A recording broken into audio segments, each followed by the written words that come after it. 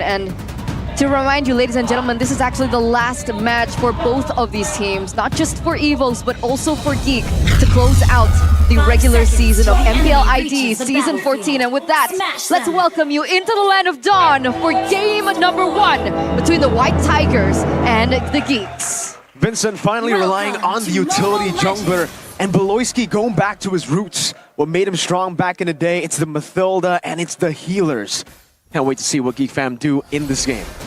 I wait for the aggression piled up on the alpha, because we've seen players like Fabian, to name a few, that can just elevate the early game presence so much from this alpha. But you have to see and wait for the rest of the roster here, because you can see that Aboy and Beloyski, with this combo, there's just so many ways for them to maneuver around and go for outplays, but not a lot of all-in potential just yet. So GEEK fam have to wait for a bit longer as Sycos roams. Bit of aggression early on. This is what we've seen from the Khalid, utilizing the crazy movement speed to be active around the map. But back into this, just as an idea for the viewers as well, if we're talking about winning lanes, what should we be, focusing on for both of these teams? When it comes to winning lanes, the Khalid can have the roam advantage, but Dreams forced to flicker out very, very early on. Beloyski elevating that early game, level 1, level 2 Mathilda presence. So can we say that GEEK has the winning mid trio? Ooh, I wouldn't be that confident saying that, because against a Vexana, it's definitely a tough situation, but when there's 3 members, 2-1, Clock can't really do much. Oh, Annabelle, no level 4 just yet. Interesting move by him, trying to rely on the fact that he'll get level 4, but because of this, Vincent gets a whole lot more. Speed of Alpha coming down. Annabelle, no quad shadow. Now full dive with Veldora, and Vincent picks up first blood on the utility jungle. There it is, the layer of aggressivity that we were expecting from Vincent from the start, shining on his utility junglers. We do see the performance being a lot more comfortable for him, as again, very aggressive alongside with Beloyski here. Yep. And now it is a free purple buff. Vincent didn't even go for the retribution on that. Annabelle, no purple. I don't think he can contest on the turtle, and Vincent will be given free space. What? Sycos comes in and just basic attacks it. Annabelle walks up trying to go for some more. Veldora's gonna be caught. Has the vengeance. Eternal Guard missing out. Sycos to go with Flicker all the way to the back. I don't know if he has enough damage to get rid of Veldora, but Clockman's Lord certainly can. EVOS equalize with a turtle steal. That's Captain Sycos for you, ladies and gentlemen. Just to remind you what he's made of, he actually tipped the spear a lot in favor for EVOS with that solo kill onto Veldora too. Uh-oh. Beloyski, very low. The shadow kill comes in. Vincent goes in with the Spear of Alpha, but is unable to find anything. And EVOS, they came back out of a tough spot already. Gave and take the lead initially, and they were trying to leverage all that aggression to try and get a neutral objective, but we talked about the reliability of the retribution, but Sycos got the better of them. Wow, and immediately you can see the aggression. The burst damage, I think, still kind of favors EVOS to a degree due to that Vexana presence. It depends on what Aboy wants to go for with the IMU. He went for the Primal Wrath earlier to get more DPS to try and take down that turtle earlier, but it didn't work out. And now GEEK has to play a bit more carefully, because EVOS, if they get snowballing, this is a scary amount of damage thrown around. Definitely, for sure. Especially, I'm actually curious as to how that will reflect onto brands on this Alice pick, right? I mean, if they have the space, then maybe they can help them out, but Sycos. That's the W of the Khalid. I'm guessing just really, really hard to kill. Good circling Eagle to zone him away, trying to go for the seal on the purple buff. That's a good peel from Dreams and Clockwood, and Sycos can just regen back up. And if you took a look at the caster or talent prediction earlier on, I think that was a 4v2, I believe. Yeah, I think Lim Kocho was on our side voting for GEEK fam. But let's just see how this plays out, man. Because honestly, it's so volatile, because both teams don't really have a lot of defensive battle spells, as Beloyski playing risky as always. But again, we've seen Mathildas go for Purifies, we've seen Nathans go for Purifies, but none of that is available for both teams, right? They just want to get those flickers in and go for the outplays. They're on it. Vincent gonna try to go for the retreat. Annabelle, what? Wins out the retreat battle. Goes in, but now it's gonna be Veldora punishing him now. Still quad shadow. A stun onto 2, and it's Dreams who picks up a double. What's going on with GEEK? Not sure. That's 2 members taken down, and remember, Annabelle was a level below Vincent earlier on, so again, I mean, pre-game we were talking about the retributions from both of these junglers, and I mentioned if one of the highest qualities for Vincent was that Retribution, he is going to be put up a fight against Annabelle. I think the EXP lane is also a big factor right here. Psychots has been so massively disruptive to the whole composition of GEEK Fam. Whereas on the flip side, right, Veldora on the Thamus, a very aggressive hero with great sustain, running the Vengeance even. We haven't seen him really have that annoying impact. He hasn't been able to really zone out 2 or 3 members before the Lord, or I mean the Turtle, is actually in the picture. So I feel like GEEK Fam have to utilize this Thamus pick a bit better. And we saw earlier that strat win rate, the Mathilda Alpha, 67%, I believe. So still very high, but not unbeatable by all means. So they gotta be careful, man. EVOS is starting to show a lot of momentum. Chidera is also just really looking for the scale, but that's what Brands is doing too. And so far, this weak side has been. Oh, what? Annabelle gets a solo kill! What happened off the map, off screen? What happened? I mean, with the Alpha, you're supposed to be able to build that momentum from the early game, but EVOS, the White Tigers, they're definitely not letting that happen. And now, with the space, they're going to be able to push up this turret in the bottom lane. Dreams already with the conceal. What's the plan now for GEEK? I think the plan is to just scale. They might rely on Chidera if it goes all the way. They're losing momentum this fast. But the thing is, Chidera, again, no Purify. And even in the emblems we saw earlier, no defensive emblems as Dreams is supposed to use the Primal Wrath very, very early on. Hey, that's a big ultimate. Polowski coming down with the Circling Eagle, but Brands is already online now. That's going to be the Raging Sandstorm into the back line with Annabelle jumping in as well. The Shadow Kill not used just yet, but now Vincent will actually be targeted down. Annabelle getting the killing spree as a boy. Is able to steal the Primal Wrap just to escape. The Turtle still on it. GEEK Fam clock good with the Curse Blast, but it's a boy who secures it for GEEK Fam. EVOS unable to chase even more, but Annabelle wants to go for it. Unable to do so. Goes back to the quad channel in the back. He doesn't have purple. Oh wait, is that Flicker guiding win? Okay, he doesn't find Annabelle. Oh, they are still going for Annabelle. Oh, man. Annabelle outmaneuvering GEEK Fam. Without purple.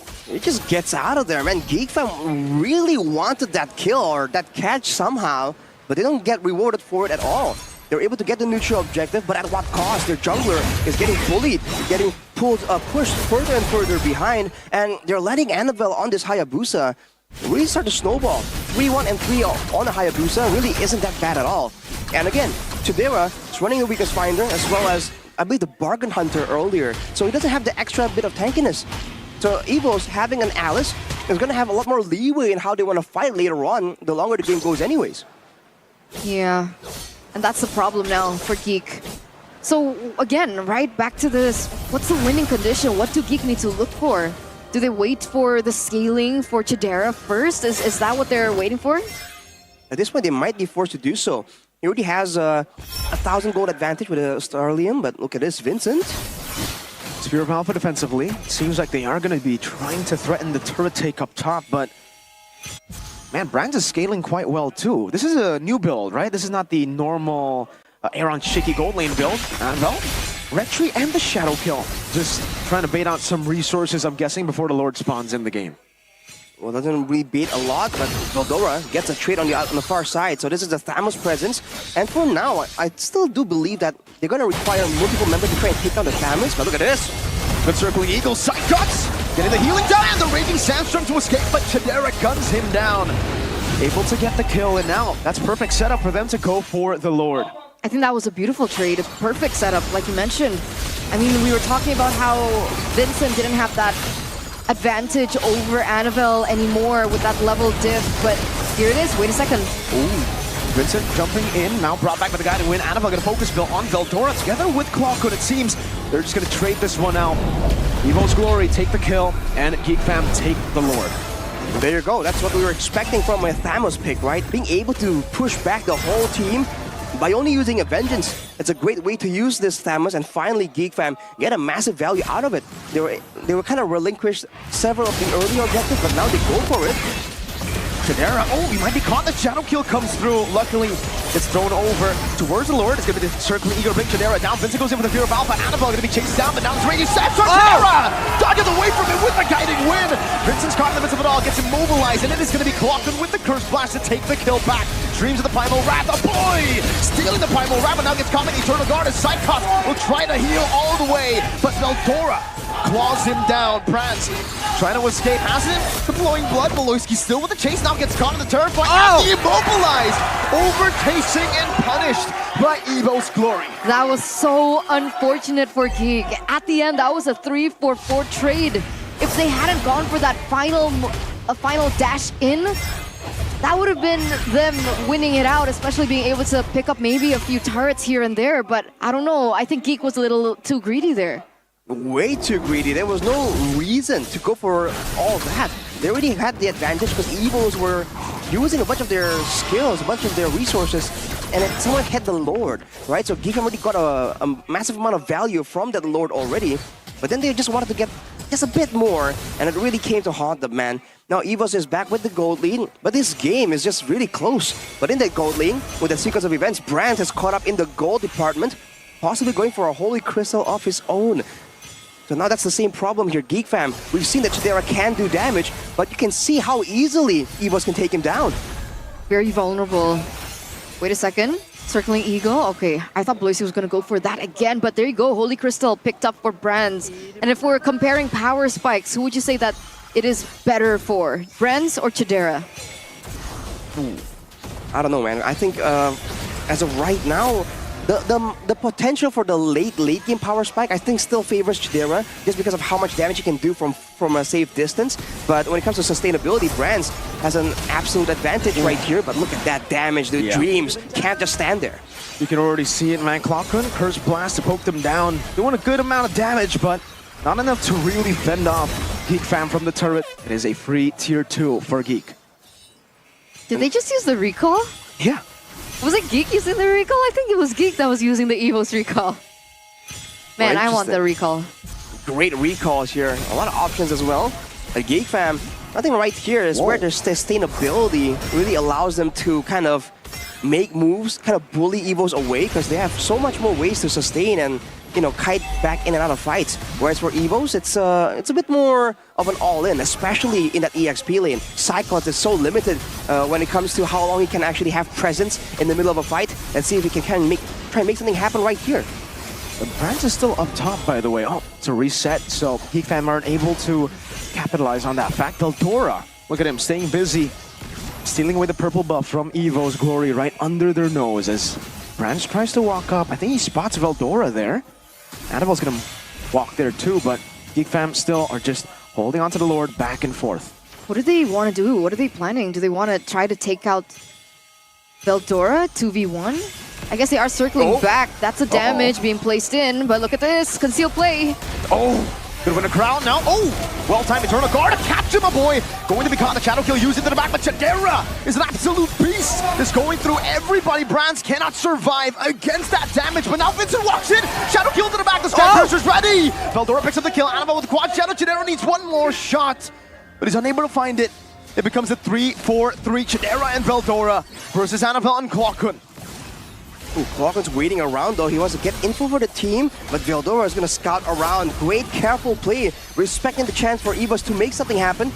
GEEK fam knows they don't have a jungler available, but Annabelle's going to get zoned out away. Chidera, can he go and solo it? I don't think so. Oh, oof. I don't think Annabelle can walk up, but Clocken's right there. This is technically a 50-50 if Clocken times the Curse Blast in time. Eternal Guard coming down. Clockton wants to go for the Curse Blast, but Chidera bursts it down before Clockton can get that final blast in. Veldora going to be targeted down. The Shadow Kill coming through, but there's a good vengeance. Annabelle forced back. That was such a risky decision made by GEEK, and luckily for them, it was worth it, and EVOS had to play the price. I mean, technically Annabelle was still up, but he was just really low, right? And he was zoned away as well. That was the big problem. Oh! What? That's the Natan late game damage. Chidera one-shotting Annabelle. Well, Annabelle was also so low right there, greeting for the purple buff. That's unfortunate. As GEEK fam now take full control, they're waiting on the Lord. And looking at the items, man, that is a nasty Natan. And so far, there hasn't been a way for EVOS to conveniently take him out. Shadera walking up with the entropy. Clockun getting caught half HP. Veldora, no vengeance. The mini wave will be cleared out. But GEEK fam still have another wave up top. No Annabelle still. Veldora walking up the zone. EVO's glory away. Slowly but surely getting rid of these base turrets. Psychon sent down below. Dreams able to bring the Lord into that mid lane. Entropy! Clockun forced to flicker. Wow. Very disciplined though by GEEK fam, right? I mean, technically Chadera just picked up the Divine Glaive, so even more of a big power spike for him.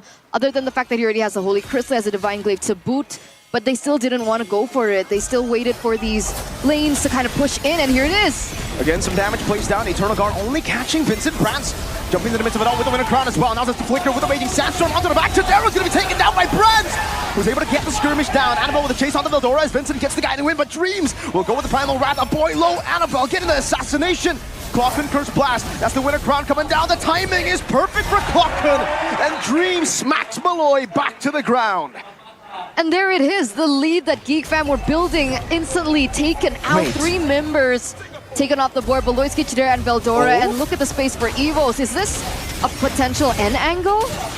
Really depends, man. Vincent might need to sacrifice himself. Prance not letting him do it now as the boy goes in, but will be caught. The Eternal Guard gets placed down with Winter Crown, but he will be taken down by Brands. Chadera, 4 seconds. Will they go for the base turret is the question. Vincent against the world. Chadera spawning in. EVO's glory will be happy with just 1 base turret. Ooh, man, that was looking kind of close. Unfortunately, GEEK were able to stall long enough. But that's what we were talking about earlier. Chadera immediately deleted in that fight. He doesn't even have a defensive itemization choice there. Not even the Wind of Nature. He's relying purely on his team to try and disrupt, to try and protect him from all of this danger. But when EVOS are willing to spend 3 flickers to take you out, come on, man, it's a bit too idealistic to assume that you won't be able to be assassinated just like that. Now with the base turrets down though, GEEK fam has a more guaranteed way of getting this next Lord, unless of course EVOS can adapt and do something surprising. But look at the shred damage. They're blitzing it. That's the taunt for you. Vincent needs to get in. Clutch, he gets it with the retreat. Pelosi with the guiding wind, trying to get Vincent away, but the Raging Sandstorm comes down. Unable to connect. Vincent still dishing out some damage, but Psychon still going in. Spirit of Alpha with the Winter Crown. Vincent caught in the midst of it all. Now the Raging Sandstorm steal from a boy, but Annabelle gets rid of him. Chadera in the back getting caught by Brands. So with the entropy, Brands will be taken out by Chadera. Clockun dealt with by the likes of a boy and Veldora. Now with the Lord in the mid lane. Annabelle, what? Able to get the kill now with the Quad Shadow escaping, but will lose his life to a boy. A chaotic duel, a chaotic skirmish. But in the end, it is GEEK fam who come out on top. Dreams getting chased down. Beloyski and a boy relentless in this pursuit. Another guiding wind to give a boy the range necessary to jump in. Can they defend? Dreams low. Dreams with the Earth Shatter. Unable to buy enough time. Now with the onward 2, Psychos is trying to hold the Lord back. 13 seconds for Brand. Psychos with the heal. A mini wave coming down into the mid lane, into the base turret they go. 7 seconds on Brands, they're all gonna go for it. Psychots able to go for the Raging Sandstorm onto 2, but the Lord is finally on it. They won't be able to defend. GEEK fam take game number 1. With a 4.4k gold